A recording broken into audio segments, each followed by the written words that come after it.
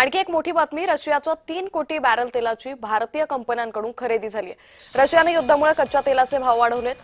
पहिल्यापेक्षा $2 ते $8 प्रति बॅरल जास्त दराने विक्री करण्यात येते। त्यामुळे सध्या देशामध्ये कच्च्या तेलाच्या तुटवड्यासंदर्भात चिंता व्यक्त केली जात असतानाच आता भारताने रशियाकडून तेल खरेदी केलेले आहे।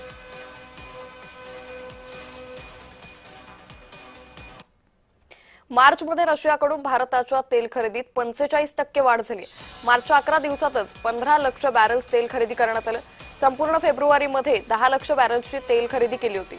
मार्चच्या 11 दिवसात इराण, सौदी अरब, यूएई कडूनही मोठी तेल खरेदी करण्यात आली।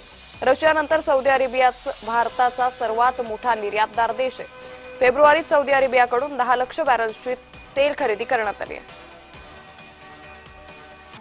तर भारताला नेमकं किती कच्चं तेल लागतं ते आपण पाहतोय। भारताचा दैनंदिन तेल वापर सुमारे 55 लाख बॅरल इतका आहे। सध्याच्या घडीला भारत 40 देशातून कच्चं तेल आयात करतो। एकूण आयातीपैकी 70% तेल होर्मुझच्या सामुद्रधुनीतून बाहेर येते। भारताचा दैनंदिन नैसर्गिक वायूचा वापर सुमारे 189 दशलक्ष घनमीटर इतका आहे। 97.5 दशलक्ष घनमीटर वायूचं देशांतर्गत उत्पादन आहे।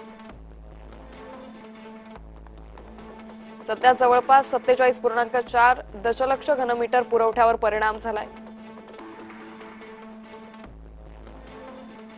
सध्या पर्शियाच्या आखातात भारताची एकूण 28 मालवाहू जहाजे आहेत।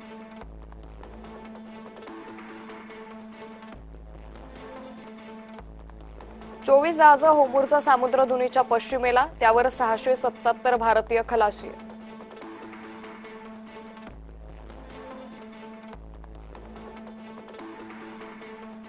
तर 4 जहाजे सामुद्रधुनीच्या पूर्वेला, त्यावर 101 भारतीय खलाशी कार्यरत आहेत।